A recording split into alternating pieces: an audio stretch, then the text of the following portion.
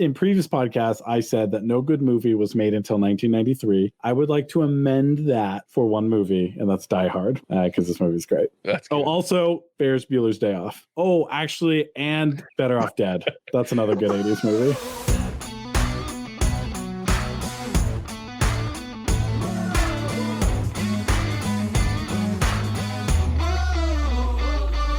Welcome to the What's Our Verdict podcast, where we fashion ourselves cinematic judge and jury. My name is JJ Crowder. I'm here with my co-hosts, Matt Heiner. Better than dead. Javier Ortiz. What is up, my nerds? And Ian Anderson. Some shit. Do you ever find yourself wondering if you should spend the time, money, or both on a movie? We're here to answer that question for you. Each week, we put a movie on trial, discuss the facts, pass judgment, and let you know our verdict. We appreciate any help growing the podcast. Hit that follow or subscribe button. Tell a friend about us. Go check out our website, whatsourverdict.com, and subscribe to our email list for exclusive content and updates. Today, we're reviewing Die Hard. It was released on July 20th, 1988. It was written by Jeb Stewart, loosely based on a novel, Nothing Lasts Forever, by Roderick Thorpe. It was directed by John McTiernan. It starred Bruce Willis, Bonnie Bedelia, Reginald VelJohnson, Alan Rickman, Alexander Godunov, Paul Gleason, and Devereaux White. Die Hard is about an NYPD officer who tries to save his wife and several others taken hostage by European terrorists during a Christmas party at the Nakatomi Plaza in Los Angeles.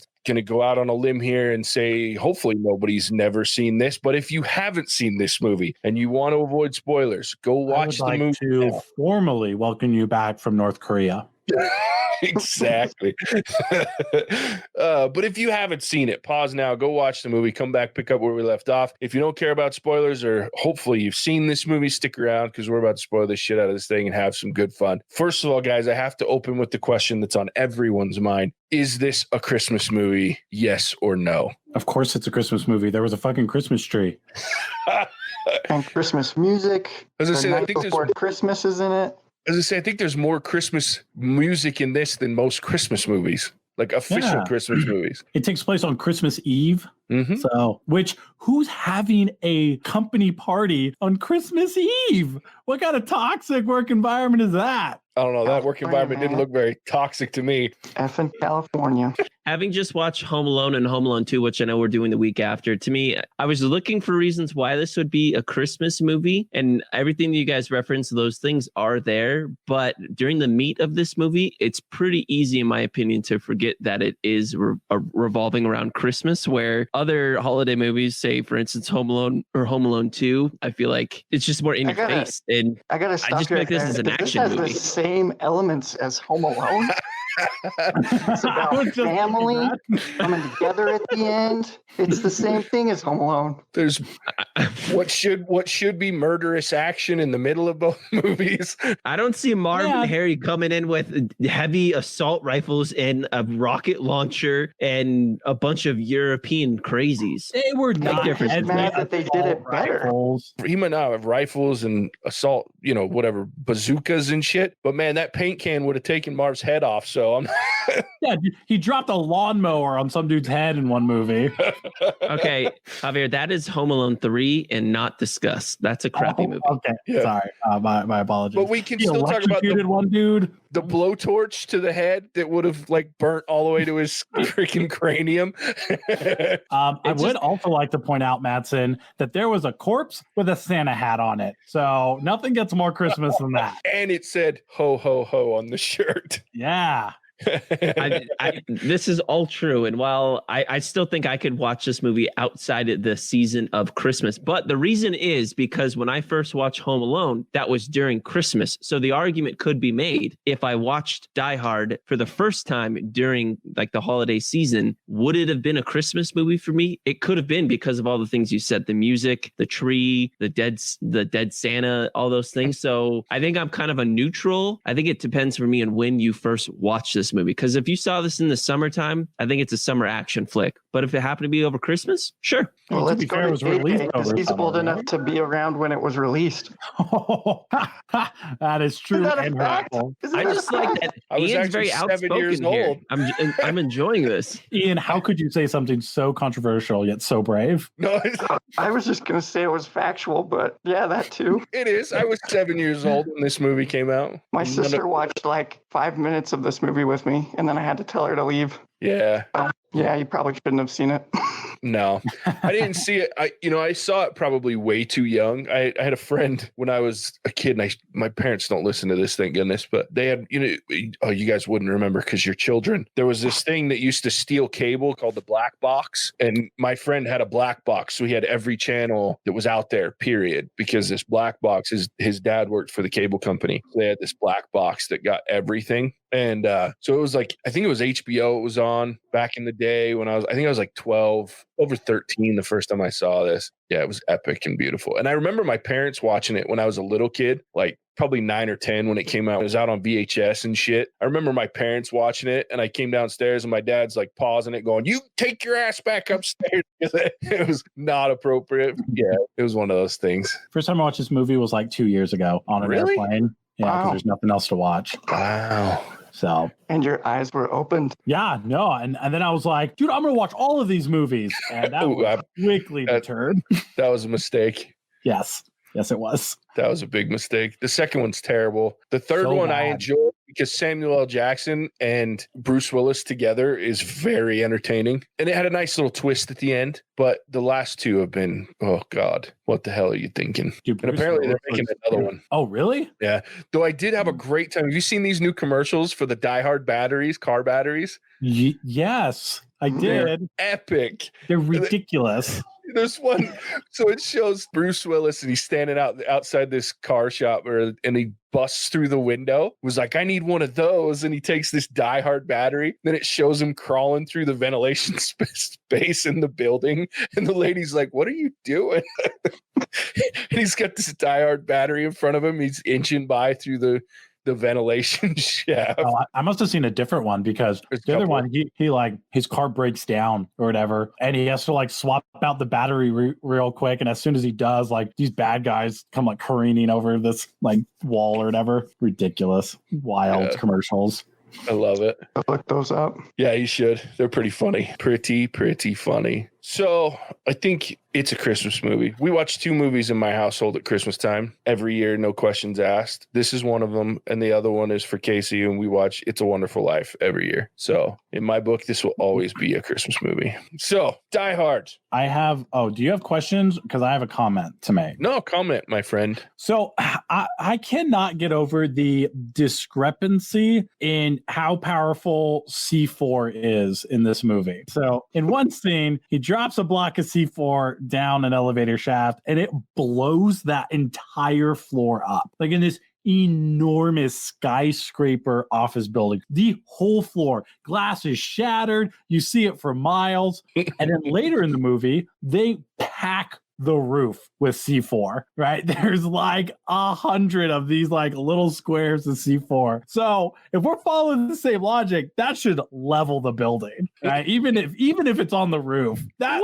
thing should level square blocks of this city. We're getting into like 9/11 conspiracy here. I don't know. Dude, one block of C4 blew out an entire floor. What is 50 of these things going to do? It's going to blow out 50 of these floors. And that was just not the equivalent explosion, on the roof. You have to consider the locale of the explosion. So the explosion on the roof is going to go up, which the explosion went out of the building, right? You're going to have some outside explosions. When it dropped into the building, it went sideways, which means everything that's electronic and anything that's in that building, which are on completed floors, are also going to explode, catch fire, exponentially growing that explosion. Whereas on the roof, it was a shit ton of C4, but the explosion is going to level the roof and go up. What is in these computers? There's what? You got more C4 in these computers? I'm not buying that. Dude, electronics and wood and all that shit. Electronics, especially back then, because they were all the size of a house. I don't know what planet you grew up on. Wood does not explode. I wasn't talking about the wood exploding. I was talking about it burning as everything else explodes. I'm just saying.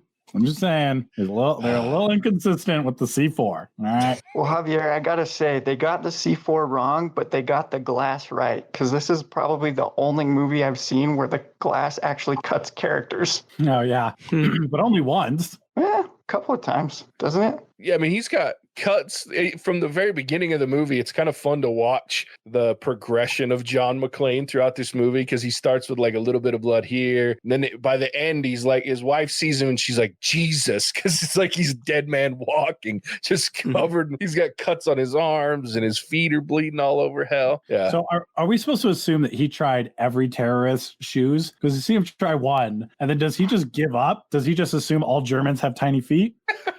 I think at that point, like, he just quit trying because he's on the run almost the entire time after that. No, dude, at one point, he takes the time to call Hans and just busts this dude's balls while he's rummaging some corpses. Oh, that's fair. Yeah. Apparently they all got little tiny feet. Huh.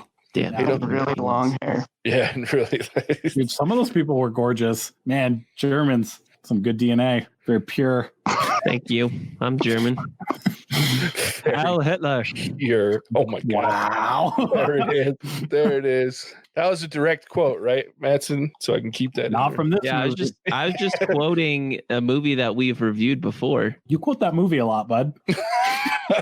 I've not said Heil Hitler. How? Hail Hitler. Hal Hitler? Is that like his younger brother or something? How come everyone always says Heil Hitler and never how is Hitler? Howl me. You know? Howl me. Heil me. Oh, goodness. So one of my favorite parts of this movie is when he throws the body out the window to get Big Al's Perfectly attention. aimed. Yeah, like Jeez. it's so fun. Like the cops, he's sitting there like telling him everything's good. It was no problems. And all of a sudden you just see this head come through his windshield. And then Like, of course, "Sweet mother of Jesus." yeah, he's backing up and he's like, they're making a Swiss cheese out of my car. Send everything now. And then like one of the greater one-liners in this movie is, welcome to the party, pal. Like, fucking love it. I say that shit all the time. Like people will be like, especially when someone's not getting a joke or something, and then they all of a sudden it dawns on them and they're like, oh yeah, that's my favorite. Welcome to the party, pal. Dude, I love when they're talking about, they're like, oh, you're just a typical American, grew up watching too many cowboy movies. You know, you don't get to be John Wayne right now. I'm more partial to Roy Rogers, actually. Yes. Dude, I loved his attitude through all of that. Like, oh yeah. Well, that gave way to what I'm sure Mattson would refer to as the greatest one-liner, because he follows it up with, Hans says, do you really think you have a chance against us, Mr. Cowboy? And he follows it up with, yippee-ki-yay, motherfucker. damn it, I was trying to get Mattson to say it. I would have. I It was know. in context of the movie, but clearly was stolen by Javier. So thank you, dude. I couldn't help it. That is the bet. Like, honestly, there's some pretty bad Die Hard movies, and that line will always make up for it. They could make a Die Hard movie out of just stick figure animation, and if they had that line, I'd be like, what a great movie. I'd watch that again. Except in like Die Hard 4, they cut him off because they rated it PG-13. Is that when he shoots himself through the shoulder? It's something like that, but he's like, yippee-ki-yay, mother, and then it cuts, and I'm like, or he shoots himself. There was something like, that's some bullshit there. I thought that was epic though, right? Because the bad guy's monologuing and like digging his pistol into his like wounded shoulder, and he's like, what do you want your tombstone to say? And he's like, how about yippee-ki-yay, mother? And he shoots himself through the shoulder into the bad guy. Yeah. I'm like, that's dope. Yeah, that is one of my favorite scenes from the later one. Yeah. So dope. How about yippee-ki? I say that sometimes, actually. Oh, I know. Yippee-ki-yay, motherfucker. That's a great line. How about yippee-ki-yay? All right. Anyway. It doesn't work coming from Javier. Let me just tell you, our audience right now. Okay. Well, I'm pretty sure as long as I don't say Hail Hitler, I can get away with still saying everything. Hey, I'm all for it. Hail Hitler. Oh man, Jesus, help me. This podcast, being What's Our Verdict, is in no way, shape, or form encouraging you to say Hail Hitler. But we are sponsored by Hitler. You guys are making my job so difficult. We are not sponsored by it. We're sponsored by Hail Hitler, which There is, you go. In reality, we're sponsored by Jojo Rabbit, and we're not either, because I don't want to get friggin' dinged for copyright infringement when I say we're sponsored by them, and their studio says, "No, you weren't, asshole." We can't just send them an invoice, be like, "Hey, you're sponsoring us. This podcast takes buco bucks to run. Exactly. That'll be $100 million." Go Bucks. Oh God. If It's only. great. You know what I love about this movie is it gets right down to business too. Like you get about 20 minutes of introduction, him off the plane, meeting Argyle, who's by far one of the funnier people in any movie. And then all of a sudden you just go right into the action. Like he's in there cleaning himself up, laughing at himself for doing the make fists with your toes in the carpet. And then the gunfire just starts. And from then on, like it's just 100% go. And I just love that. Like it's just 2 hours of fun and action. Argyle reminded me of Chris Rock. Yeah, kind of. I do enjoy Argyle. I want to be a limo driver. Yeah. I don't know if he was a very good one because he was supposed to be going to Las Vegas, but he was just on the phone for like 5 hours. Dude, that guy was He T-boned the one guy pretty well. He was an excellent driver. Didn't hurt himself at all and totally took that guy out. no airbags deployed. It was Yeah. the 80s. I was just saying, Yeah, they I didn't don't believe in airbags. I don't even know if they Steel had frame airbags. cars. But I Thank did goodness laugh at JJ's that part. alive. Yeah, no shit. Especially considering us 80s kids, we did dumb shit. Like I used to ride in the shelf that was the back window of my parents' 1987 Buick Regal Limited. Like the window was like out, so you could lay in this little shelf. Like there would always be like dead bugs and shit up there. Yeah. The it's great. only memory I have of an old car is my dad had this red Thunderbird. Don't even know what year it was. And I touched the light and it burned my finger. And I hated that car ever since then. My dad had like a 78 Camaro, I think. It was a bitchin' car, silver with T-tops and red leather. Dude, I would drive a 78 Camaro today. Those cars I would are too. dope. I was so pissed when he got rid of it. Of course, as a kid, I didn't care because my problem was as like a 6-year-old kid, I'd get in that red leather and my legs would stick to it and it'd be hot as fuck in the summer. I hated that shit. Now as an adult, I'm like, why did we ever get rid of that car? That shit was a classic. It was Dude, beautiful. 78 Camaro. I grew up with a very old Volkswagen. What do you call the vans? The Volkswagen buggy or whatever? No, Yeah, the bus. the bus. And man, that Volkswagen thing bus. broke down all the time. There were times when the door on the side would just randomly open. We had constant breakdowns on our way to like the beach. That thing was like the bane of our existence. Oh man. It was a great day when it finally was decommissioned after being in our family for like 17 years. It sucked. Amazing. Cars in the 80s. With Argyle, though, when he gets out and punches that dude in the face, now what? He's not going to did you stay see- knocked out for the rest of the night. Like, he just No. punches him and then he's like, yeah, I'm a badass. And I'm sitting there and it's the first time I've ever thought about it, but I was like, that's it. Like, that dude's probably got a gun somewhere. He just got done being part of a hit squad. Dude, So, people in action movies stay knocked out for a concerning amount of time. right? They come to like 45 minutes later. I'm like, you have brain damage, probably. You should not be knocked out that long. Not to mention they all have glass jaws. I swear to God. Yeah, one Like, punch. Yeah, like you don't hit that dude like he hits him and he's out cold. That just doesn't happen. Through a car window, having to come up and then punch down a little bit. Yeah, and it looks like he hits him in like the cheek. Oh, dude, you got to hit him either in the temple square on or in the jaw to even come close to knocking him out like that. No, but he's a computer nerd. It would be like punching Matson, you know? Fair enough. Wow. I've taken a punch from Javier. He punches okay. Well, you've never taken a punch from me. I've taken a punch from you before in my dreams.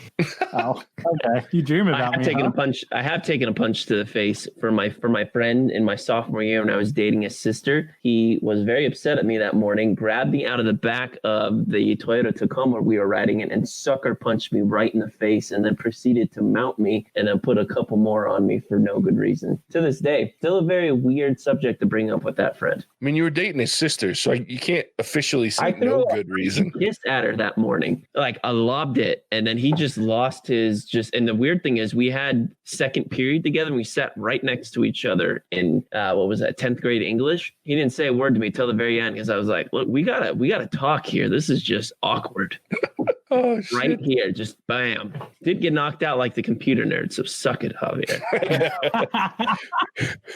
But was your That's friend fair. another All right. computer nerd? No, he was a middle linebacker on our football team. So Oh, okay, never mind. I've met this guy. He's pretty big. Like, yeah, a punch Javier from knows him who I'm would be talking tough. about. So yeah, he punched me pretty good. Especially if you're not expecting it. Like, he's bigger than I am. Right? So, like, Well, yeah, good I on was you, man Matt. enough. Wait, Yeah. I was man enough to still be his friend. And I didn't even say the worst part is I had to get back in the car with him after like 20 minutes later because I did not want to walk to school. So his sister could drive us to school. So That's awkward. All you kids out there that listen to us, get your licenses because you're just going to need that. Don't rely on Uber or Lyft, or back in the day, don't rely on walking. Like, who does that anymore? Yeah. Yeah, that's a really good plug for our 13-year-old fan base. I don't think we have one, but if we did. And for good measure, like from an 80s kid to a bunch of children, get your face out of your phone. Like, get a car so you can work on it, because nobody ever got laid in the back of an iPhone. I ain't trying to work on a car. That's why I go to Jiffy Lube. You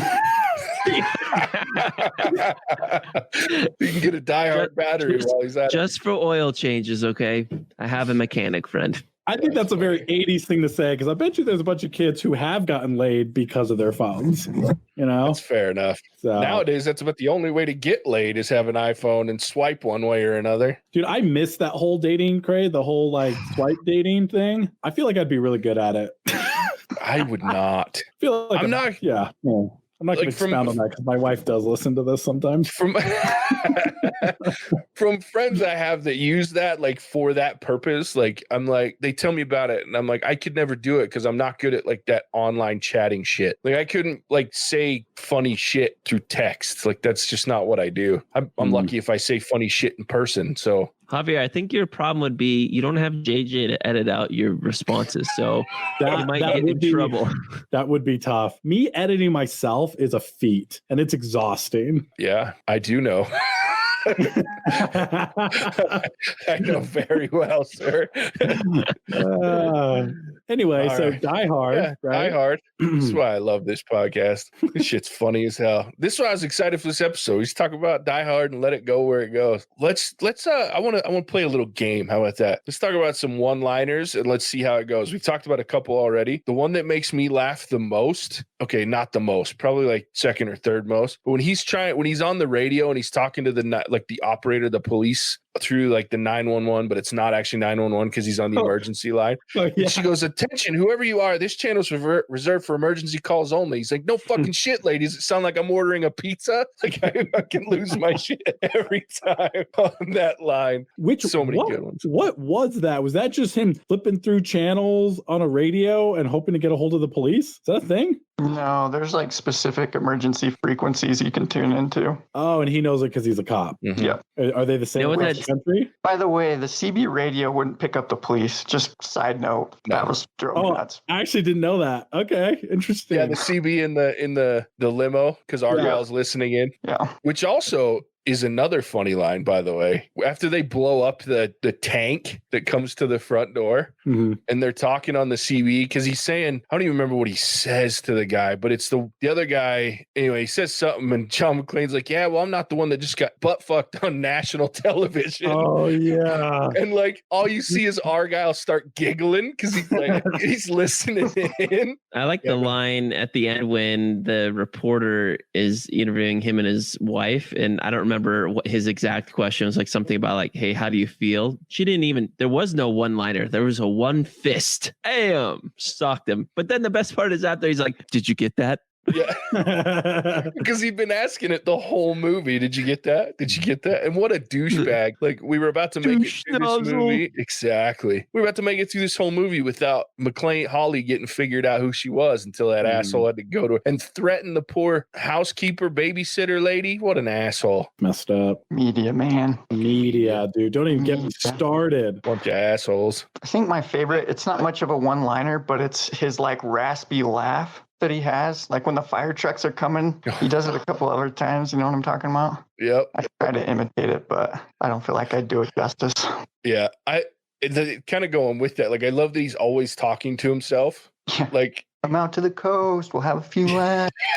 yeah. That was really mature, John. Way to go. That's my good. That's really, yeah, I like that one. Though I do love, Holly does get a great one when the dude's like freaking when Carl like is breaking shit after he gets away in the glass with all the glass shooting, and Holly's like, "He's still alive," and the pregnant lady's like, "What?" She goes, "Only John can drive somebody that crazy." It's Dude. like great dig. She kept talking about John. I'm like, shut up, lady. Right? Like, stop talking about John. Stop telling people that he's here and he's running around killing terrorists. Like, Yeah. We almost blew it with Ellis, right? Like, oh, dude, she frustrated me. I'm glad you bring up Ellis. Like, poor Ellis? Is it bad that I like kind of get happy when Ellis gets plugged? Dude, he is the most annoying crackhead I've like ever seen on television. I'm like, first of all, quit snorting coke, dude. This is not the time. Apparently, his boss is okay with it. Like, super okay with it. Yeah. He just, like brushed it off. It was the 80s, man. Everybody snorted coke. Dude, that's another good line when he at the very beginning when we first meet Ellis and he's on Holly's desk snorting cocaine, and John McClane, this cop's like, you missed some. Yeah. Dude, snorting coke on someone else's desk, that is big dick energy. Yeah. Dude, that is like huge cojones, right? And then immediately embarrassing his wife and him by saying, yeah, bitch, what do you do for her? We gave her a Rolex. Show it to him. I'm good, you weirdo. He's such a prick. And that moment when he realizes he's about to die, like he's like, John, and he gets his face like, oh shit, I'm fucked. Hey, like, at least he didn't out the wifey, because I hadn't seen this in so long. I thought he was going to do that, and I was like, better just kill him. And in fact, I guess maybe they didn't want to reveal their cards too soon with getting her kind of caught up in that. But I was wondering why didn't they just have him? Because that would have been the logical step. When he started panicking, he would have been like, no. I know he's married. His wife's right here. I never realized why they didn't go that route. Because to me, that would have been very believable. Because I would have panicked, and he's obviously a self-conceited douche, and I feel like that's what he would have done. It's a good point, and I don't disagree with you. I think, and I like to think to make myself feel better about the fact that he didn't, was that one, that's his only redeeming thing in the whole movie is that he actually never did give her up. And two, my brain says that would have been in his next move, but Hans didn't give him the chance. And Hans was just like, I'm done. I'm not getting anywhere with this guy. So he shoots him because he kind of shoots him mid-sentence. Like it's not like there was any resolution and he was just like, no, I'm done. This is a waste of my time now. But I think he probably would have too, based on what he does the rest of the damn movie. Yeah, I think so. Imagine snorting coke and still being as stupid as Ellis. Yeah. Like, what a waste. What a waste of perfectly good coke. Seriously. The actor, though, is pretty great because that line where he goes, Hans, booby, like that was ad-libbed. And then the look on Hans's face when he did it was like an actual reaction because it wasn't part of the script. He did play a pretty good like investment banker prick, right? Yeah. Like he was pretty good at that. Very good. And when he's like you something to the extent of like, you use a gun, I use a ballpoint pen. Those things, they're very similar, and you're just like, what? Like the whole time Hans is like, wow, you figured that out all on your own, huh? Like, yeah. I must have missed that in 60 minutes. I think he says it like 3 or 4 times, like, well, nothing gets by you, Ellis, or some shit like that. It's fucking great. So here's an interesting fact for you, because rest in peace, Alan Rickman. Man, what a great, this was his first feature film. All he had done before that was stage acting, a little bit of stage acting, and British television. So this was his first day, and apparently he was like terrified most of the movie because he was like, I don't want to screw up my first major motion picture. But yeah, first one. Man, he had such a promising career, you know, like potential, and they just sullied it with Harry Potter, you know? I know. It's hard to respect an actor after that, you know? You're going to disgrace him like that after we just said rest in peace? Jeez, dude. Oh, that's right. I forgot he's dead. Yeah. I mean... It's another reason that I don't watch the Harry Potter films, because I don't want to see Severus Snape. I don't want to ruin my image of Alan Rickman. Snape. I don't think he sucked as Snape. I thought he was pretty good. I'm sure he was, but it's still Harry Potter and it's Alan Rickman. Those movies are terrible. I need to keep my Alan Rickman hype up because he's one of my favorites. But Alan Rickman did great in this movie. Like, I really liked him as Hans Gruber. I liked him. One of my favorite parts with him is when he gets caught by McClane checking on the explosives, and he immediately goes into like this American accent and freaks out, like, "Oh, don't kill me!" I was like, that's really believable to a point that I was like, I don't begrudge McClane for kind of half trusting him, right? And saying, I'll give you the benefit of the doubt. It was a pretty fun performance. And then he's just sitting there chilling on the wall. And the fact that he remembered the guy's name to give him like the actual Bill Clay, I like that part. It was a good call on Alan. And thankfully, you got this part because he did so much after because a lot of it came because of this. So yeah, he did real good. I feel like every office needs to have a private bathroom. That's a pretty cool thing. Where I'm like, man, that would make me feel like I made it. Absolutely. Seriously. That's a big dick energy move right there. That's big everything. You could have big bowel movement energy there. It's all by yourself. Yes. Another performance that I really enjoyed was Sergeant Powell, good old Al Powell. The relationship between him and McClaine is really cool. Like, I really enjoy their back and forth throughout the movie. Good, serious, funny, all of that shit. I like that. What'd you guys think of that? I felt like there was more emotion in Powell and McClane coming together than when he got back with his wife. Yeah, that's true. That's very fair. I didn't like the deputy police chief, right? I didn't like didn't like his character. I didn't like his acting, right? Like the whole time I'm watching, I'm like, oh yeah, this is like fun acting. Like I'm not even thinking about the acting, right? Because I'm just like kind of having fun with the story. And then he comes in and it is like glass shattering. Like there's a huge difference between his acting and everyone else we've seen. And I just could not focus on like his scenes because like you're not good. Like this doesn't feel natural. Like you feel weird. And to speak of Powell, like I really like Powell, but then after this deputy chief gets on scene, it's Powell with him almost every scene. And so I felt like I couldn't really appreciate that as much because this dude was just like screaming in his ear.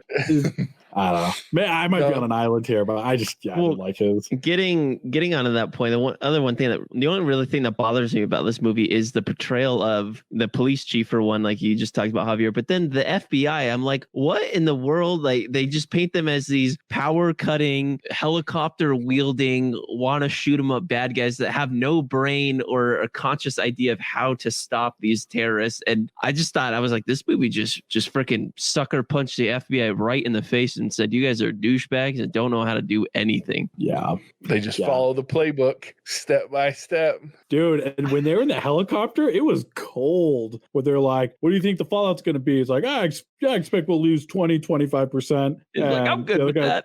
Yeah, I can live with that. Like, but can we just say, did you guys see their names in the credits? Because they're Agent Johnson and Johnson, right? Mm-hmm. They call in the credit, the white guy is Big Johnson and the black guy is Little Johnson.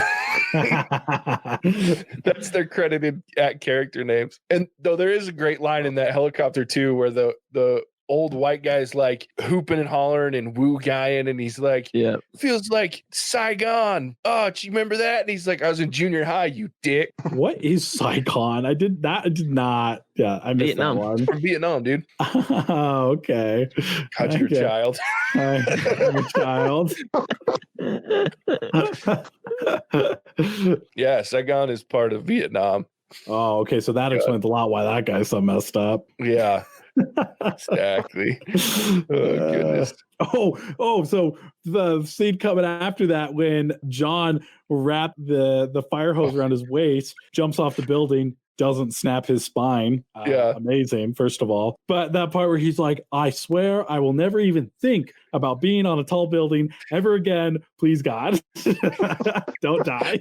He's like, please don't let me die right before you jump off. Yeah, and how does the fire hose thing, when it's like smash up against the side of the skyscraper, not just go over completely? I was like, yeah, the physics don't seem to make sense there. Yeah, it like got caught in the corner and then just stopped. And then conveniently fell down when he was falling inside the building. I was like, could have just not showed me that and it would have been better. There was a lot of really good timing in this movie. Let's real quick talk about that fight scene between him and Carl. Carl's the size of that building. And he's like, which one is Carl? Is he the one big blonde dude that he killed his brother? And they have the big epic fight scene where they're like, it sounds like they're hitting each other with friggin' baseball bats because the sound effects are so 1980. Oh, I was thinking of like slabs of meat. Yeah. That would work. But they've all got like pool noodles, like those, and they're just whacking each other with them. That's what it sounds like. But he's beating the shit out of him, and he's just taunting this guy. Like he's like, you should have heard your brother squeal when I broke his fucking neck. As he's punching him. He's like, I'm gonna fucking kill you. I'm gonna cook you, and I'm gonna eat you. I'm like, holy crap, dude.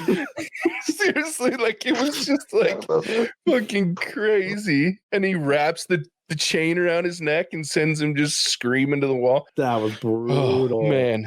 So I think we'd all like to think that we'd be John McClane in this. I would absolutely be one of the old dudes just pissing my pants. Because I was thinking as all the hostages run down from the roof, they have to pass that dude who's like basically been hung with chains, right? Yeah. I'd be like, I need to see a therapist. Yeah. Right? Like this is scarring. Seriously. Oh, what a crazy movie. I love it. Yeah, I mean, very good point, Hobby. We all like to think, I'm going to be John McClane, but man, I have a better chance of just hanging in the back of the party than being a John McClane, because he could have died and probably should have died numerous times, but apparently size doesn't matter in a fight, which if you're professionally trained, maybe, but man, some of those dudes were just really big. I will say though that one of my favorite parts of this movie is like the everyman feel of it. Like, yes, John McClane's just this normal NYPD cop, and he's not indestructible. Like, how many movies are these heroes that are going through this shit and they might have like a little cut on their face or something but this dude looks like he's been bathing in blood. Like he's by the end of the movie, and so his tank top too, like they had like 17 different tank tops with different levels of soiling throughout the movie that he would have to change into as it went, that would get darker and bloodier and more ripped and shredded. But I just love that, especially like he's sitting in the bathroom and he's pulling the glass out of his feet. Gives me the heebie-jeebies as he pulls that giant chunk. At least it's real, because a lot of times you see stuff like that and he might have like one little chunk in the hero's foot. This dude's feet are bleeding even an hour later when he's trying to kick in the window as he's hanging from the top of this building and the blood's smearing on the glass he's trying to kick from the foot wound that's still bleeding. Then he's hobbling at the end, just like limping in with the gun. He's like, Hans. Hi, honey. Let's rate it. Javier, why don't you start? Okay, I'm going to start. Here we go. I am going to give this a 4. Dude, it's so fun. It is such a stupid 80s action movie. There's just so much wrong with this movie that, like, you don't even care, right? Like, they're such dicks to Californians. They're like, the whole time. And being a Californian, I did not take that personally because everyone knows that California is better than New York. So anyway, I'm going to give this 4. It was awesome. It's such a fun action movie, especially since it's from the 80s. So in previous podcasts, I said that no good movie was made until 1993. I would like to amend that for one movie, and that's Die Hard, because this movie is great. Also Ferris Bueller's Day Off. Oh, actually, and Better Off Dead. That's another good 80s movie. That is a good one. There's a lot of good 80s movies there. I hate to break your heart, but nah, there's only 3. If you haven't seen them, I'll introduce you to them sometime. Nah, I don't need to. That's my I know decade. I've seen all the good 80s movies. All 3 of them. All 3 of them. And then, I'd watch this again. I've watched this like 4 times. So, I'll watch it again. Ian. Yeah, I'm going to go with a 4 as well. Especially, it's always entertaining to look at how many movies have tried to do the Die Hard thing. And you can just describe movies as like Die Hard in a mall, Die Hard at the White House, Die Hard, and people instantly know what you're talking about. It's way fun. I'll definitely watch it again next Christmas because it's a Christmas movie. So, yeah. I was waiting for someone to put that in there. If he hadn't, I was gonna. Mattson. On that note, if you're looking like I am, I have a lot of nieces and nephews, to watch a Christmas movie, I would caution, maybe wait till they get a little older, because you don't want them to understand ho, ho, ho on a dead man's body in reference to Santa Claus. So I would say there's an age limit to when this becomes a Christmas movie, maybe. But if you don't care and you want to ruin someone like they did JJ when he started watching this when he was a lot younger, just go for it. He turned out great. But this movie it's an 80s movie, like Javier's talking about. The acting from some people is really great. The acting from other people, you're like, I probably could have acted that part and it would have been just the same, which is not saying much. And if you want over the top explosions that don't make sense from like a physics standpoint, this movie's got that too. It's pretty, talk about a serious fireball. 2 of them, scary stuff. 3 of them. You're right. 3, I totally forgot about that. If you want a love story, not between a man and a wife, but between a man and a man,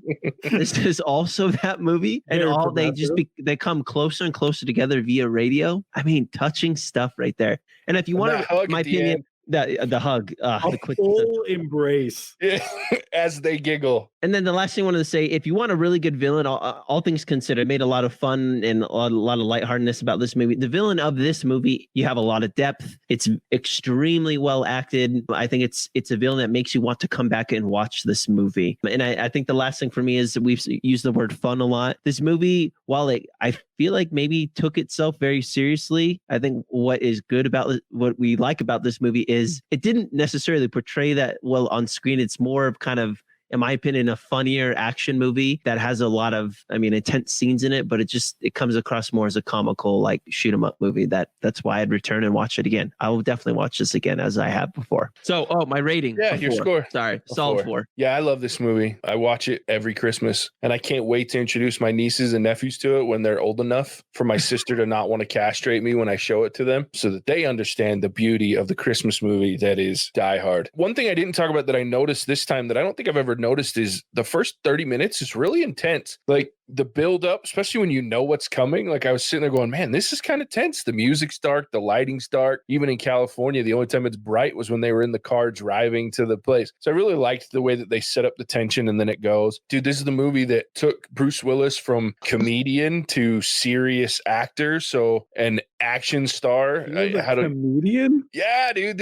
And not a stand-up comedian, but he did comedies. Like he had just finished a TV show called Moonlighting for like 5 years that was nothing but a sitcom. What? Yeah. Bruce Willis was a comedy star long before he was action. This was his first action role ever. And they picked him because of his comedic chops. So he could deliver those lines that we all know and love that are funny as hell in the middle of an action movie. That's why he got picked. He was the first of the comedic action stars. That is amazing. Paved the way for Dwayne "The Rock" Johnson. Yeah. Dude, I was just thinking that, Mattson. I was like, one day there's going to be a generation that doesn't know that he was a wrestler, right? Or he was in Tooth Fairy. Yeah. Did ever see that movie? And there's a generation that obviously had no idea that Bruce Willis was a comedic actor before he was an action star. So anyway, it brought Alan Rickman into the worldwide spotlight. So I can't fault the movie too much as far as that goes. Had some great one-liners. I got to drop one more before we go. And that was when they were talking to the boss, Tagaki, or what was his name?